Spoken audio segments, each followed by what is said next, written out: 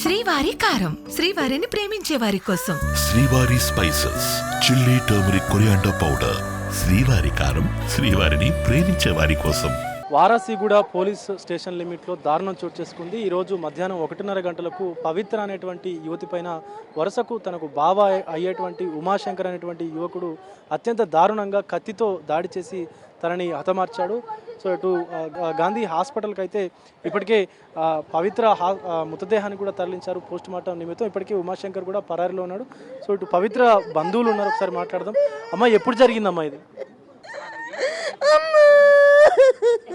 గతంలో కూడా ఉమాశంకర్ వేధిస్తున్నట్టుగా చెప్తా ఉన్నారు, మరి వాళ్ళ తల్లిదండ్రులు ఆపలేదు?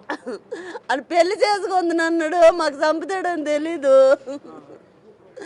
ఆ పాపకి వాళ్ళ మామయ్యకి ఇస్తామని అనుకోని వాళ్ళ మామయ్యకి చేసుకొని నేను చదువుతాను అన్నది. చదువుతుంది కదా అనేసి వాళ్ళ మామయ్యకి వేరే పాపకి చేస్తాము. చదువుతున్న ఇంటర్ సెకండ్ ఇయర్ అవగానే ఆపించేసాడు ఆడని. నువ్వు చదవద్దు, ఇంట్లోనే ఉండంతే, ఇంట్లోనే ఉండిపోయింది. పెళ్లి చేస్తాం, పండుగ వెళ్ళి నాకు పెళ్లి చేస్తాం అనుకున్నాం సార్. ఆడు ఎక్కడికి వెళ్ళనిచ్చాడు కాదు, అవులతో మాట్లాడనిచ్చాడు కాదు. అంతకుముందు మా ఇంటికి అందరింటికి వచ్చి మా పాపలతో అందరితో మంచిగా మాట్లాడేది. నువ్వు ఎవరింటికి వెళ్ళకు, ఎవరితో మాట్లాడకంత అలాగే ఉండిపోయింది సార్.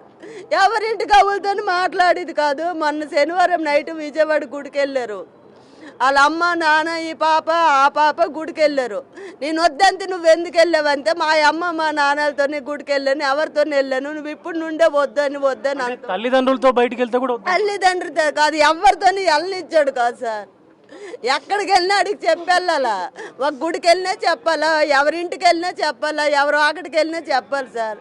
అలాగని ఎవరింటికి వెళ్ళేది కాదు, పాపం ఇంట్లోనే ఉండేది. విజయవాడ గుడికి వెళ్తానరా వద్దన్నాడని మా అన్నలు తీసిపోయినారు గుడికి. నేను వద్దంటే నువ్వు వెళ్ళావనేసి పొద్దున్న రాత్రల్లో మా అందరికి ఫోన్లు చేశాడు. మేము వద్దంతే వెళ్ళిందంతే, ఇప్పుడు నువ్వెందుకు ఆపుతావు, వాళ్ళ అమ్మ నాన్నతో గుడికి వెళ్తే నీకేటని మేము తిట్టాం సార్. తిట్టి ఫోన్ కట్ చేసి స్విచ్ ఆఫ్ చేస్తాం. రాత్రి 12-1 గంట వరకు ఫోన్ చేశాడు మాకు. చేస్తే నేను తిట్టి పెట్టేసిన సార్. ఆ పొద్దున్న లేచి వీళ్ళు ఆదివారం నైట్ వచ్చారు.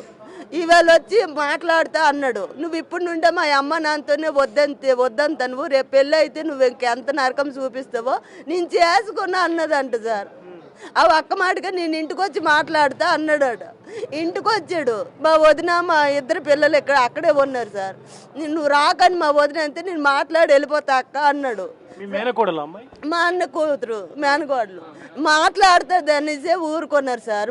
నలుగురు ఒక మంచం మీద కూకొని మాట్లాడుతుంటే, నువ్వు ఇప్పుడు నుండే నాకు ఎంత హింస పెడతాను, నేను ఎవరితో వెళ్ళాను, అమ్మ నాన్నతోనే వెళ్ళాను, మా అమ్మమ్మలకి మా అత్తకి అందరికి ఫోన్ చేసి తిట్టవు, తిట్టిన పనేటి ఉందని నువ్వు ఇలా పెడితే నేను చేసుకొని అన్నదంట సార్. రెండోసారి అడిగాడట, చేసుకోమంటే చేసుకొని అన్నాడట. మా వదిన నీళ్ళు తాగుతా అని కిచెన్కి వచ్చేసింది సార్. ఇదేమో అటు సైడ్ కూర్చోయింది, వాళ్ళిద్దరేమో ఎదురెదురు కూర్చోరు. కత్తి తీసి ఒక్కసారి పొడిచేసాడు. ఆడు కత్తి కొట్టుకొని వచ్చాడని మాకు తెలియదు సార్. మాట్లాడి వెళ్ళిపోతున్నాడు అనుకున్నాము, ఆడు చంపేస్తాడని మాకు తెలియదు. ఒక్క దెబ్బకే కింద పడిపోయింది, ఎంత గాయమైపోయింది పీక మీద మొత్తము. ఆ పొడిచేసాడు ఫోను, ఆ కత్తి వదిలేసి వెళ్ళిపోయాడు సార్. మేము అట్నుండి తిరిగే లోపుగా చచ్చిపోయింది. ఎంత గాయం అయిపోయిందాడు, అంత కసి మీద పొడిచేసాడు. అడికి అమ్మ నాయన లేరని మేము చూసుకున్నాం సార్. మా ఇల్లు తీసేస్తాడు అనుకోలేదు. వాళ్ళ అమ్మ నాన్న చచ్చిపోయారు. అవులే అన్నాడని మేము ఆదరించాము. మా పిల్లకి ఇస్తే మంచిగా చూసుకొద్దు అనుకున్నాం సార్. తనని చిన్నప్పటి నుంచి మీరే చూసుకున్నారు? లేదు సార్, సగం వయసు వచ్చేసరికి చచ్చిపోయారు వాళ్ళ అమ్మ నాన్న. వాళ్ళ అమ్మ ఫస్ట్ చచ్చిపోయింది, అక్కడికి 3 సంవత్సరాల తర్వాత వాళ్ళ నాన్న చచ్చిపోయాడు. అప్పటి నుండి మా ఇంటికి వచ్చేవాడు, వెళ్ళేవాడు, తినేవాడు, ఉండేవాడు సార్. ఆడు ఎంత కొంప ముంచుతాడని మాకు అనుకోలేదు సార్. ఎప్పుడులాగే వచ్చి మాట్లాడతాడు అనుకున్నాం, కానీ ఆడు కత్తి కొనుక్కొని తెచ్చుకోండి అని మాకు తెలీదు. నువ్వు వద్దు అన్నందుకే చంపేసినాడు.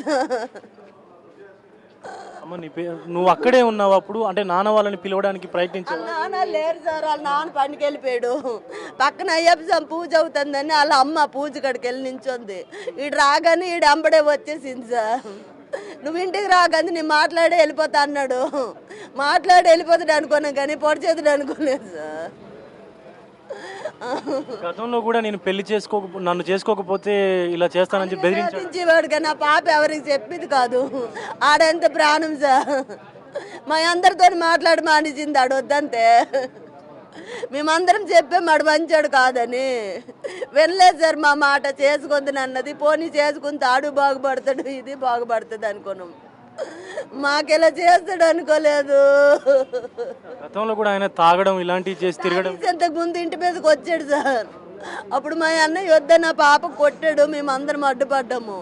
బయటోడు ఎవడు కాదు, మన అక్క కొడుకే కదా, ఏటైందని అనుకోలేము. కానీ ఆడెలా చేస్తాడని మాకు తెలియదు అయ్యా. అత్యంత దారుణంగా ఉందని చెప్పాలి ఈ పరిస్థితి. సొంత అంటే వరుసకు బావ అయ్యేటువంటి ఆ వ్యక్తి పెళ్లి చేసుకోను అన్నటువంటి ఒకే ఒక్క కారణంతో తన క్యారెక్టర్ బాగాలేదు, సొంత తల్లిదండ్రులతో గుడికి వెళ్తేనే వద్దు అన్నటువంటి వాడిని నేను ఎలా పెళ్లి చేసుకుంటాను, నువ్వు నాకు వద్దు అన్నటువంటి ఒక మాట అనడంతో తన వెంట తెచ్చుకున్నటువంటి కత్తితో అత్యంత దారుణంగా పవిత్ర మెడపైన దాడి చేసి దారుణంగా హత్య చేసినటువంటి ఉమాశంకర్ని ఖచ్చితంగా కఠినంగా శిక్షించాలంటూ కూడా పవిత్ర బంధువులు అయితే కోరుతా ఉన్నారు. అయితే గతంలో కూడా అనేక మార్లు వేధించినప్పటికీ కూడా పవిత్ర ఎవరితో చెప్పుకునేది కాదు, అతనంటే చాలా ఇష్టం ఉండేదంటూ కూడా బంధువులు మాట్లాడుతూ ఉన్నారు. వీడియో జర్నలిస్ట్ గౌస్తో Vijay big TV, Gandhi hospital నుండి.